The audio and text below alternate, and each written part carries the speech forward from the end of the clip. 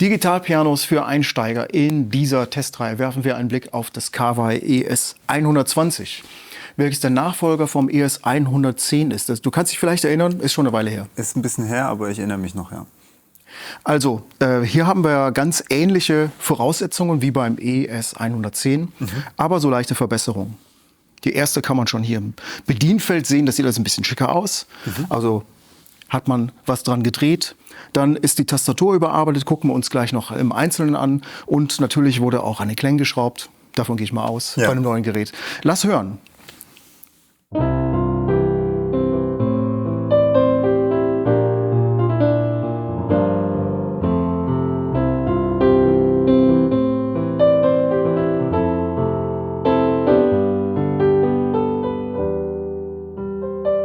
Krass, das Alf-Thema. Ja, das muss auch mal wieder sein. Ja, schön. Und spielt sich gut. Oder was meinst du? Spielt sich sehr schön, ja. Also leichtgängig, eine schöne, angenehm leichtgängige Tastatur, aber trotzdem immer noch mit einem guten Druckpunkt und mit einem guten Response. Also kommt gut zurück und klanglich natürlich auch sehr schön. Ja gut, wie gesagt, es ist ja auch schon bekannt irgendwie, aber man muss vielleicht dazu sagen, es ist hier, man fühlt es etwas angeraut, sagtest du auch, ganz guter Grip irgendwie. Es ist jetzt aber nicht das Ivory Touch, das bei Kawai bei den höheren Modellen verbaut, sondern das nennt sich Kunststoffmatt. Das ist angerauter Kunststoff, ist ganz schön gemacht, glaube ich. Man hat einen guten Halt, also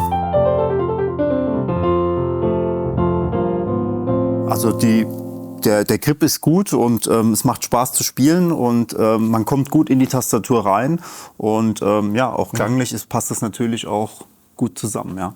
Ja, also das ist ja letztendlich, das Spielgefühl entsteht ja dann auch in der Abstimmung mit dem Sound. Da gucken wir gleich nochmal drauf.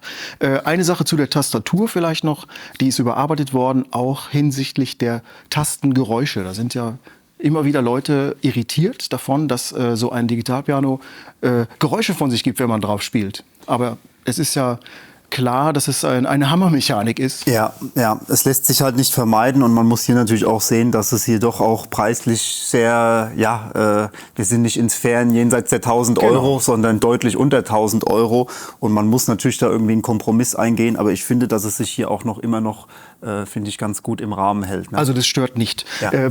Ich kann das ja kurz mal zeigen. Tim, vielleicht kannst du da mal draufhalten. Ich habe hier jetzt ein Tastaturmodell. Das ist nicht die Tastatur, die hier eingebaut ist, aber das Prinzip ist eigentlich klar.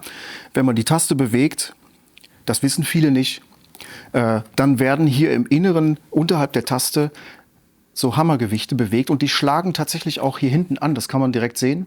Und das vermittelt dann das Anschlaggefühl eines akustischen Klaviers. Es geht ja um die Simulation. Ja. Und letztendlich will man das in Verbindung mit dem akustischen Klavierklang haben. Natürlich macht das auch Geräusche. Es lässt sich gar nicht anders machen. Was Kawai dann eingebaut hat, sind eben so Elemente, die ein bisschen mehr für die Dämpfung verantwortlich sind. Und ja, wie man sehen kann, kann man da noch einiges rausholen. Also für die kleine Baugröße, da sind ja auch Grenzen gesetzt. Definitiv. Übertragen sich die Geräusche auf jeden Fall. Und man hört diese Geräusche dann lauter, wenn man einfach leiser spielt. Wenn man die Lautstärke der Elektronik runterregelt und dann spielt, dann sind natürlich in dem Verhältnis die mechanischen Geräusche genauso laut wie vorher auch. Aber sie erscheinen dann lauter. Das stimmt, und das stört viele Leute. Also muss man sagen, ist hier gut gemacht. Ich würde sagen, dass es eigentlich für mich ist es kein Problem, aber man sollte es dennoch wissen, dass es solche Geräusche gibt. Und wenn man das komplett vermeiden will, muss man wirklich dann einfach deutlich mehr Geld ausgeben. Ist so, ja, ganz genau. Können wir das Thema Tastatur eigentlich schon mal beiseite legen. Es ist eine gute Qualität in dieser Preisklasse. Wenden wir uns den Klängen zu. Die Klavierklänge von Kawai, da haben wir immer SKEX, Shigeru Kawai, das Aushängeschild eigentlich. Und ich glaube, den haben wir auch gehört. Ich nehme mal die App dazu, die lässt sich per Bluetooth verbinden. Und da haben wir auch schon SKEX Concert Grand. Sieht auch ganz schick aus. Und man kann die Sounds dann einfach durch Wischen ändern. Und lass doch noch mal diesen Sound hören, dass man den noch mal hört.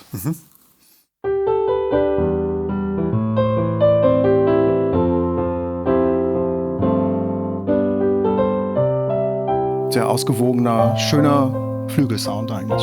Sehr, sehr schön, ja. Gutes Stereo-Image, wunderbar. Okay, dann nehmen wir den nächsten. Das ist dann der EX Concert Grand.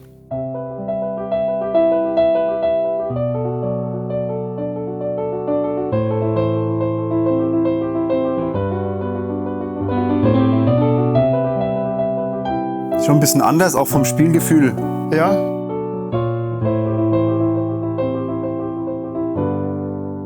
Hat für mich mehr Kraft im Attack. Ja. Also lässt sich auch wirklich komplett anders spielen. Also ich musste jetzt ein bisschen adaptieren sozusagen. Das war jetzt dich ein bisschen zurückhalten. Ja, also ich glaube, der gibt auch noch in der Dynamik mehr her. Ja, also wenn du da mal ein bisschen Gas gibst, dann kommt da noch ein bisschen mehr raus. Ja, definitiv, ja. Dann haben wir ein Upright Piano. Ja, das typische Upright.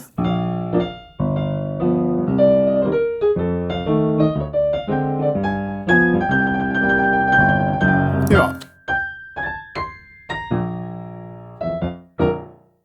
Finde ich sehr gut, ist nicht so total auf schräg getrimmt. Finde ich auch gut. Wenn es zu saloonig ist, dann ist es ein bisschen fast schon nervig, aber so kann man quasi auch eigentlich... ja, kann man schön damit spielen. Kann man auch so eigentlich so normale Songs spielen. Ja, klar. Singer-Songwriter-Stil kann man damit umsetzen. Und ich finde, diese saloonigen Saloon-Upright-Pianos, das ist ein schöner Effekt für Stride-Piano vielleicht. Ja, aber ist ein bisschen zu eingeschränkt von der...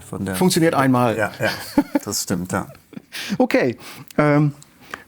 Ich glaube, es ist jetzt angesagt, den Klassiktest zu machen, weil das bietet sich an bei der Tastatur und dem Sound. Auf jeden Sollten wir Fall. das machen. Hören wir mal rein. Gut, machen wir noch den Klassiktest. Dazu nehme ich immer den Diabelli-Walzer und eine Variation davon, von Schubert.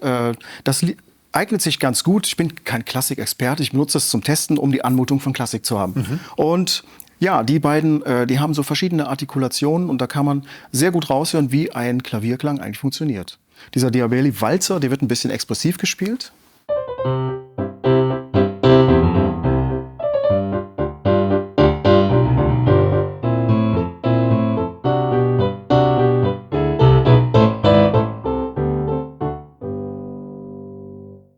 Sehr schön. Also sehr feierlich. Ja, sehr feierlich, das Ding. Von Piano bis Fortissimo lässt sich alles sehr schön rausspielen. Diese Passage zum Beispiel. Das ist schön laut und man kann dann aber gleich wieder abbremsen von der Stärke. Das funktioniert sehr gut bei dem Sound. So, diese Variante von Schubert wird etwas zurückhaltender gespielt. Mal gucken, ob das der Klang auch hergibt.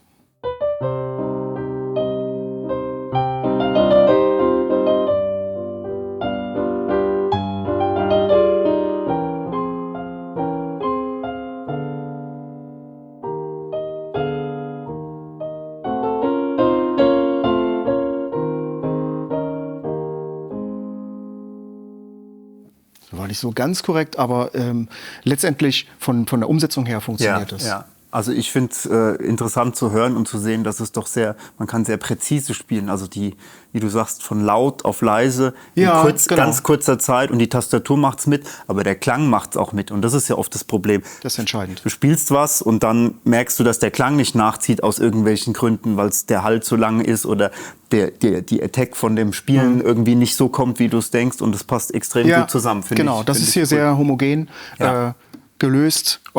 Also die Sounds funktionieren sehr gut. Jetzt haben wir wieder den ersten Klang gehört, den SKEX Shigeru Kawai.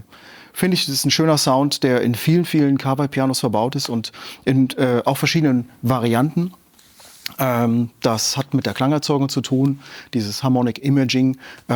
Das ist hier vielleicht ein bisschen runtergekocht, aber es ist immer noch sehr gut. Also die höheren Instrumente der ES-Serie, ES 520 und 920, die sind da noch ein bisschen leistungsfähiger von der Klangerzeugung, aber was hier geboten wird, finde ich schon richtig gut. Ja. Lass uns noch ein paar Sounds hören. Da sind ja noch E-Pianos, sehe ich hier, und Others. Das ist immer sehr spannend. Alles klar. Okay, die weiteren Sounds. Dann nehmen wir wieder hier die App zur Hilfe. Da kann man nämlich die Sounds super bequem anwählen. Wenn man hier einmal so durch die Liste geht, da hat man dann gleich alle Sounds. Und man sieht, es gibt verschiedene Varianten von den Akustikklavieren, also Mellow, Modern, Pop, Konzert immer. Und jetzt probieren wir mal die E-Pianos aus. Tyne Electric Piano.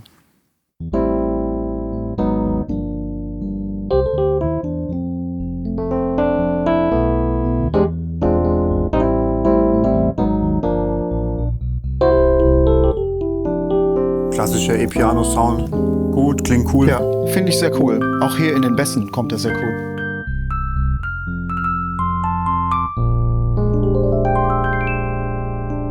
Also Und schwebt schön. Absolut. Reed Electric. Das dürfte ein Wurlitzer Piano sein. Genau. Ja, mit dem Tremolo-Effekt.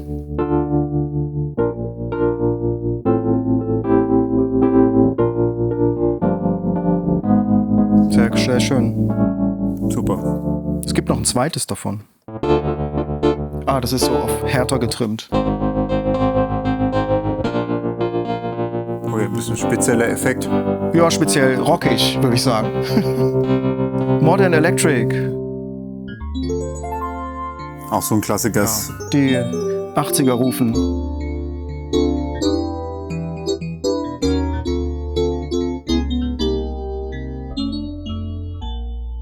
Okay. Wir haben jetzt noch die Möglichkeit, die Sounds zu doppeln. Da gibt es eine Dualfunktion. Und ja, da ist auch gleich der Klassiker eingeschaltet. Das ist das akustische Piano mit Strings. Das ist Ja, wunderbar. Kann man die Balance einstellen. ja, das ist cool, ja.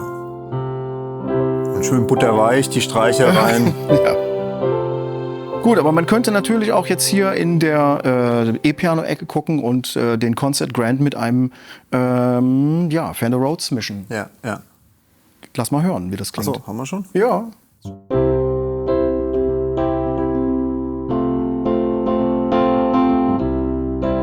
Ja, schon sehr dynamisch. Cool.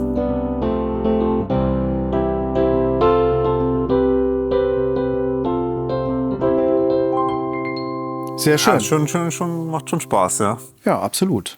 Wir haben dann noch die Möglichkeit, Moment, habe ich jetzt dual ausgemacht, machen wir das mal aus. Na? Ach so, muss man einfach auf Off drücken. Off. Ja, ist ganz einfach. Es ist so einfach. Manchmal einfacher, als man Ja. denkt, ja.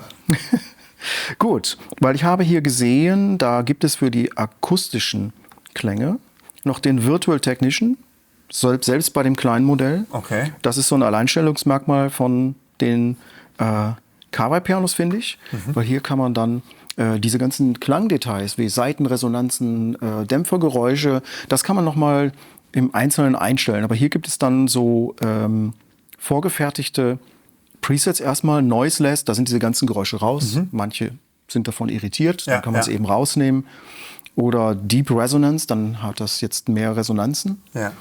Und ich denke, wir können das ja mal ausprobieren. Ich ändere dann einfach mal das Preset und dann.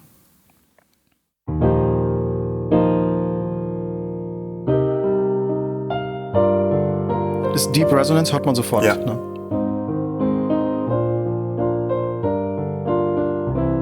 Weniger und soft. Jetzt müsste das Piano weicher sich Ja, verhalten. definitiv, Ist das so? ja. Ja.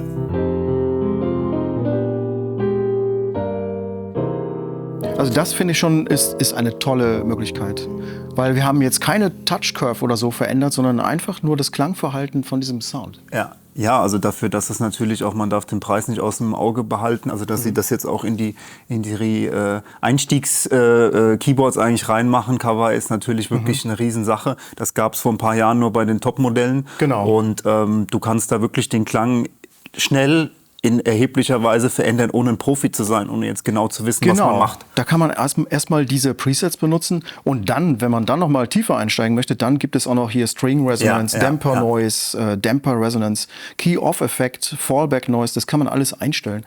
Also das ist dann schon so eine Wissenschaft, Ja. in die man dann tiefer in den Klang noch einsteigen kann. Wenn man halt so mal ein softeres Klangverhalten haben möchte oder mehr Resonanzen, man kann es im Detail einstellen. Finde ich, ist eine super Möglichkeit für alle, die ein bisschen kreativ noch da einsteigen wollen. Ansonsten hat man natürlich ganz viele Presets und das ist schon so eine Komplettbedienung. die man hier bekommt. Sehr cool, ja. Ja, kommen wir zum Fazit. Kurz und schmerzlos, ja. Es finde ich ein sehr, sehr schönes, kompaktes Piano. Es ist gar nicht schwer. Sehr leicht. Das ist also wirklich mal schnell zum Gig. Ja. Das Design, das hat man überarbeitet. Das ist irgendwie auch schick, so alles. Dezente Schick, finde ich. Das ist unauffällig. Und was mich gestört hat, also sonst, ich finde es wirklich super. Sound, Tastatur, auch in dieser Preisklasse ist wirklich toll.